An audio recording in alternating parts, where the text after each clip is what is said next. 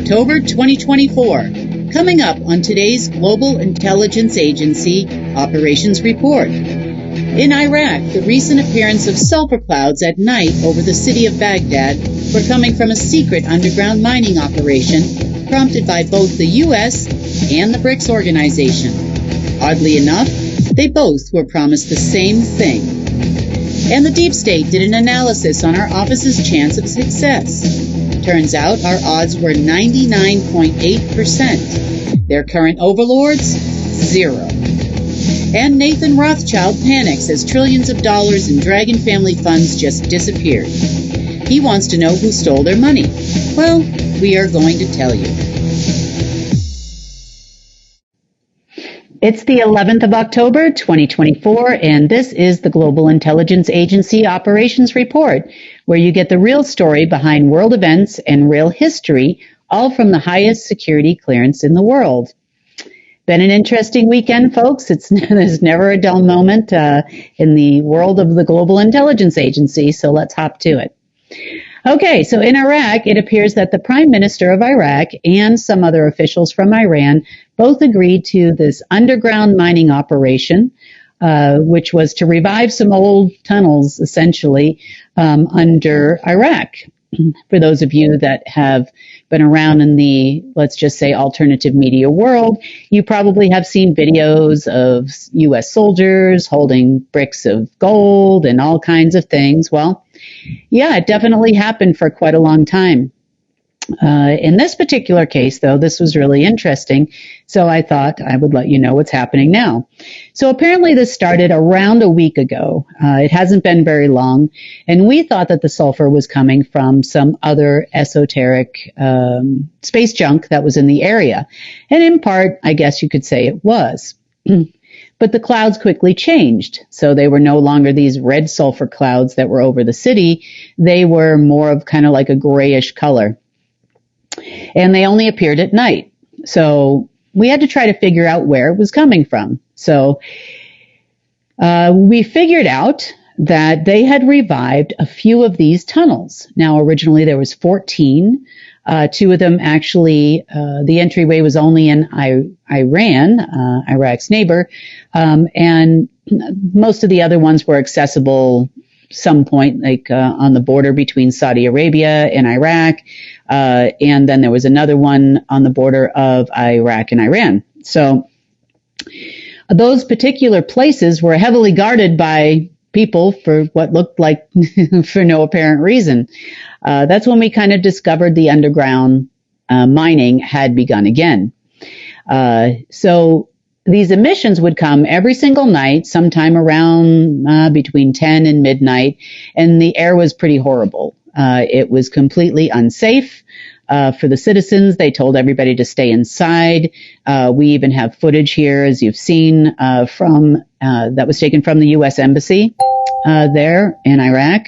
Some of it was also taken by some contacts we have there on the ground. So it was pretty horrific when you take a look at it. So we figured out where it was coming from and how it came to be. For those of you that don't know, the original mining of the underground in Iraq began approximately in 1974. The U.S. government had nuclear-powered boring machines bored the tunnels for the underground mining, and it's very similar to what I have seen here locally in not too far from Durango, which actually went all the way from Dulce military base all the way to Silverton, Colorado.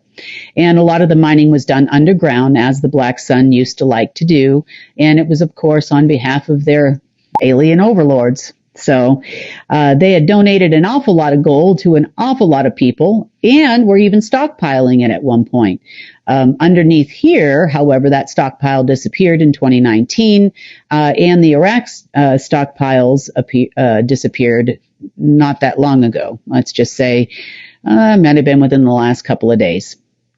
They were desperately trying to get to these stockpiles, and they were using this really caustic method of mining gold and other minerals, which contained highly acidic sulfur. It's not just sulfur, it's a number of other chemicals, which is supposed to extract the the gold and other minerals from underground. So, interestingly enough, though, we've waited till last night to try to see who was actually going to come and why this was going, who was involved. So in one tunnel, in tunnel number one, we actually had the Chinese. The Chinese love to use their prisoners to do things like mining and build airports and all kinds of stuff around the world because the labor is absolutely free. The places and the things that let's just say not things, I would say the places and the exposure and the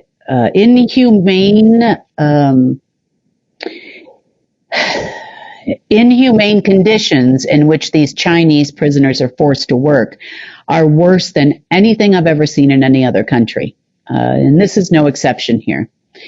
So around 10:30, this group of Chinese folks starts showing up for work, and they were prisoners.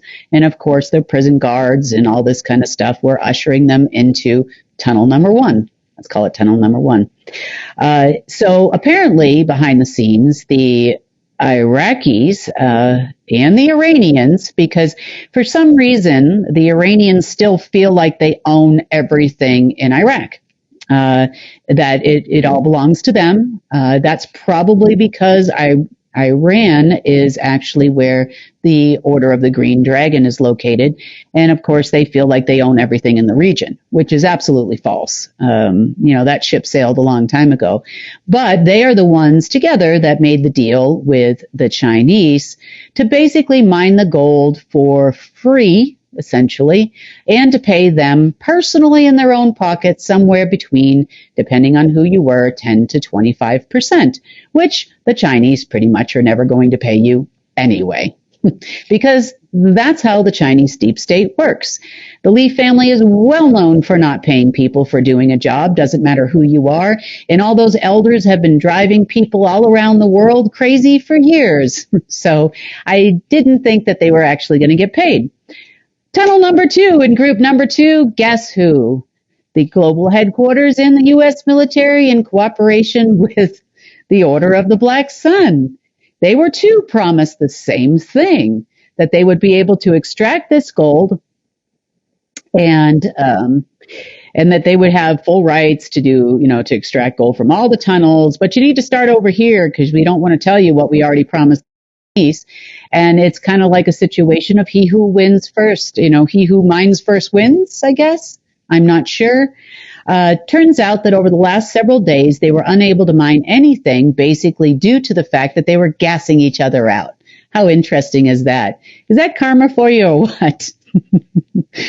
Well, as of the time of this report, both sides actually already know that they were duped by the other side and which officials are responsible for that.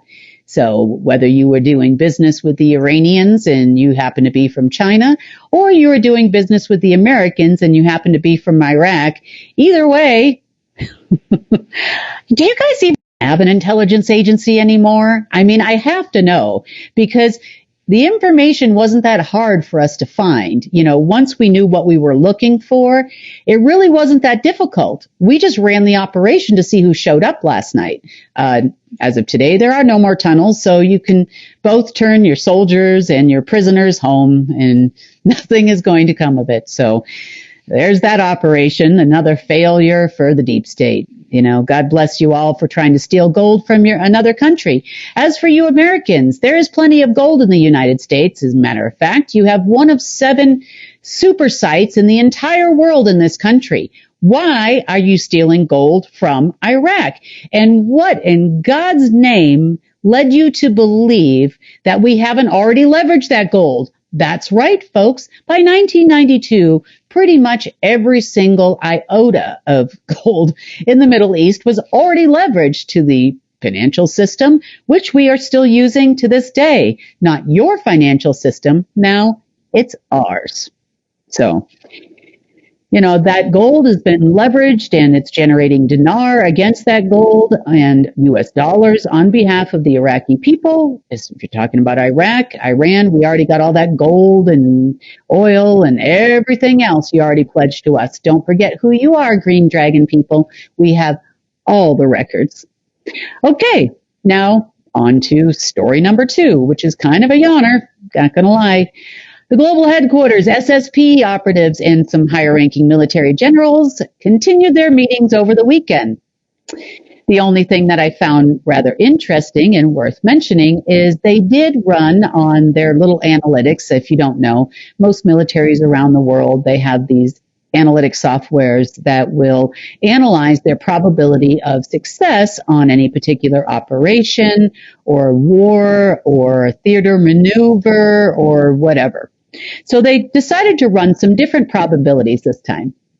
And one of the probabilities they ran was, what is my and my team, meaning I guess you would say all of you and all of the people involved with CARE, what is our success rate without them? Okay, without them, we rang in at a 99.8%, and that number has grown since they ran the report on Saturday. And it has grown because the more we take out, the more they have that we find and we take out. We're going to talk about that in just a minute. The higher our success is. Okay, now their success with us, meaning would they be successful if they decided to work with us in a different way, quite obviously. Their success with us was 100%. Those are pretty good odds, wouldn't you say? And they're still talking about it, even as of the time of this recording. So God bless these people. Their success without us, which is also something they contemplated, that means that they would try to run the entire planet without us and without the black nobility and without the Rothschild family, aka the Dragon families. Their success without us at the time of the report was just under 8%. Well, those odds kind of went down just a little bit, don't you think? I mean, you would say 100%, 8%. 100%, 8%. And you would say, wow, it's a lot lower. Not these people, though. They still have lots more to contemplate. So as of now, those odds are down to about 3.98%. I don't know if they've continued to run reports or not, but I figured I would run the same analytics using the same data that they were using just to see, how those numbers have changed. And I probably will continue to do that until theirs is down to 0. Okay, their success with the Order of the Dragon. That's your Rothschild families, your Lee families in China, the Russian families, Iranian families, and so on and so forth, came back at 0. Not surprised there. If they decided to partner up with just the black nobility and not the Dragon family, their results would be, 0. But that didn't stop them from trying several operations against us over the last few days. Lucky for us, we actually managed to find several different facilities in which they were still, well, let's just say, not several. There were a couple of those facilities that we talked about that were outside the hologram, which they were trying desperately to get access to. So the first one they tried to get access to was under the Palace of Versailles. They stood there with their crystals going, waiting for something to happen to see if they could break through the hologram and get access to that room that was underneath there. No dice. So the black nobility was 0 for 1 at this point. Now, I have conflicting information at this moment in time, but I'm going to say they were all involved, the black nobility and global headquarters and the SSP and the people within those groups that do not want to give up. Never give up. So as of today, we had found a similar facility, which was actually within the hologram under Danbury, Connecticut's Germantown. Now, for those of you that have never heard of Germantown in Danbury, Connecticut, it was actually named because a lot of German immigrants came to that town. and settled there. It wouldn't shock you that some of those Germans just happened to be Nazi scientists, would it? No. It wouldn't shock you that it was one of the locations that they took all of the Project Paperclip scientists to. No, it wouldn't. And therefore birthed in this location with the help of alien partners, because remember, they don't create this stuff on their own, birthed one of these rooms within the hologram. And like I said, they kind of sit there and do this, and it looks like a joystick of some sort, or if you've ever been in a facility where they control drones, it's kind of like that. And they just sit there like this, and they pull up this hologram of the person that's their target, or the place that's their target, just like you do with a drone. And they have a holographic version of me now, up in that screen, me and others, I should say, or my house or something like that, or wherever I am, my car. And then they start sending really negative frequencies and all kinds of things from this hologram because I'm their target. So it was a fun and exciting day. Location number 2 was actually, and this isn't going to surprise you Australians, it was actually in Pine Gap. Wow, what a surprise. So all of these rooms, at least the ones that we have found, I have a few more. I have a feeling that I'm going to need to go find as soon as I'm done with this report. But anyway, are remnants of what we call a black magic AI. It's like you just take your target, you do the holographic voodoo doll, and you keep poking and sending frequencies and, that make your head spin. So, for me, I'm so used to this stuff now because they do this, or used to do it a lot. Now they're kind of limited with what they can do. And so, I just kind of keep it moving. I shield up, I, attack it back, and then I pull the string and I find out where this is located so that I can actually destroy it and everyone in it. So that's what we're going to do when we're done with this report. So I have another funny story for you, which, if you've been following me for a while, you're going to find this one extremely funny and kind of ironic, really. Okay, so we've talked in the past about what's called the ANNA system, or the Association of Numerical Numbering Agency in Belgium. For those of you that don't understand what this place does, and you can find the information on the internet, it will tell you that they're responsible for numbering all bonds, stocks and that kind of, securities and those types of things. So that's its primary function. And not only did it number those bonds in the past, not a current thing, but it also numbered all of your birth certificate bonds, and all of your corporations receive a number, which then get registered there. So if you think you're self-employed and it gives you freedom, well, kind of not really, because you still have to pay corporate taxes and all those other things. So this is kind of a collection method for all things with numbers around the world. So if you think about how many things in your life involve numbers, you have social security numbers in some countries. You also have tax identification numbers, driver's license numbers, and all those things would go into this big, huge magic machine that some people refer to as the beast. And then that machine would then transfer all those bonds into the alpha system in the past, and then the allocation numbers would come out for those particular things. So whether that was to provide you with free education, if you have free public education where you're at, free healthcare, if you're under NHS, say in Canada or in UK or in South Africa. So that's what these were designed to do. Now, there's a certain interest rate on those bonds that is required. We call that tax. So taxes are then collected through its sister system or little sister called the XN system. And the XN system connected in the past to every single tax authority in the world. Now, almost every single country in the world that actually collects taxes has a stipend or a fee of about 80% that goes directly to the Order of the Dragon families.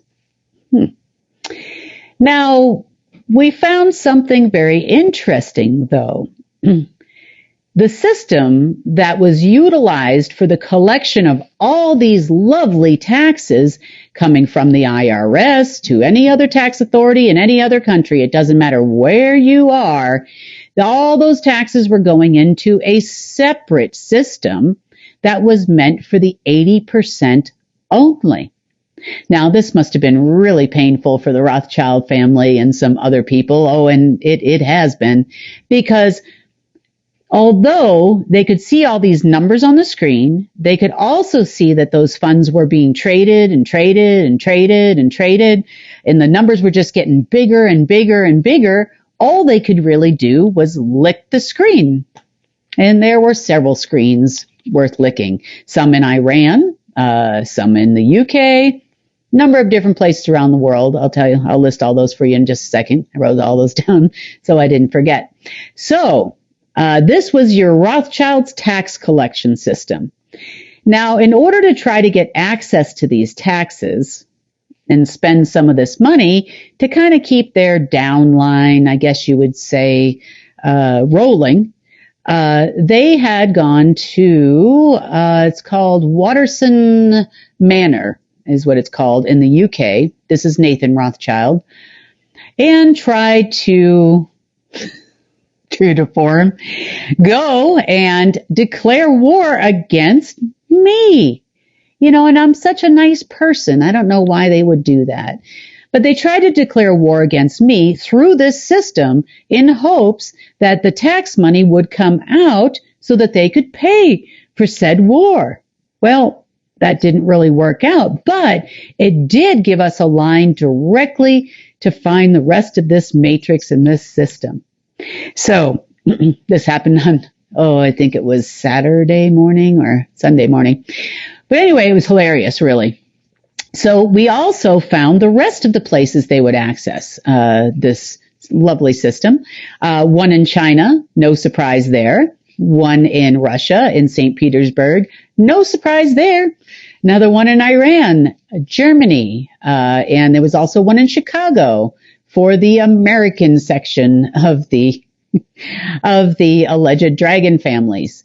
Now, the only thing that they did do was get a little shady with these off-ledger funds, because a lot of them were tied to Rothschild Bank in Switzerland and a few other select banks who would then issue the Rothschilds credit lines against them.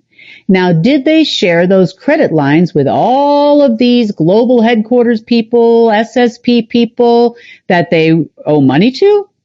Of course not. See, these people think very highly of themselves, these security Black Sun people. They think that those people care whether you live or die. No. And without access to hundreds of trillions of dollars, which they're willing to part with a small little stipend directly to you, or you, U.S. military, or anywhere else. Or how about the IDF in Israel, who was also promised a lot of money? Did you get anything from the Rothschilds in those credit lines that they issued? I'll bet you did not. No, you didn't. Anyway, the rest of the facilities were located in Kenya, China, St. Petersburg, Russia, Myanmar, Chicago, Germany, Iran, Netherlands, and Scotland.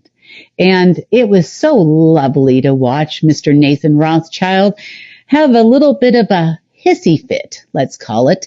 I don't know what you call it there in UK. There's probably throw the toys out of the pram all day after it disappeared.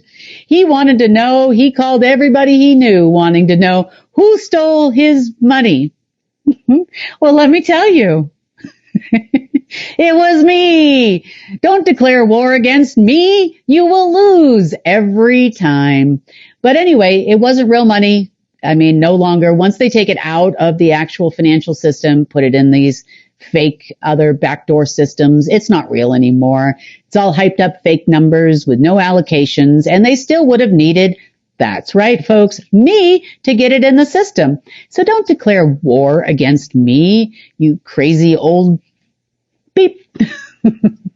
It's not going to help you any. Funny enough, we did get a call from one of the people that's been in these other meetings going on with the Black Sun at the time, because they were also called. And we asked, why did the Rothschild family declare war against me again for like the 10th or 15th time?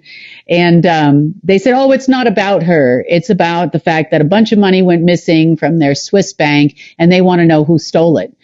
Well, I'm here to say loud and proud, that person was me. And I'm not looking back either.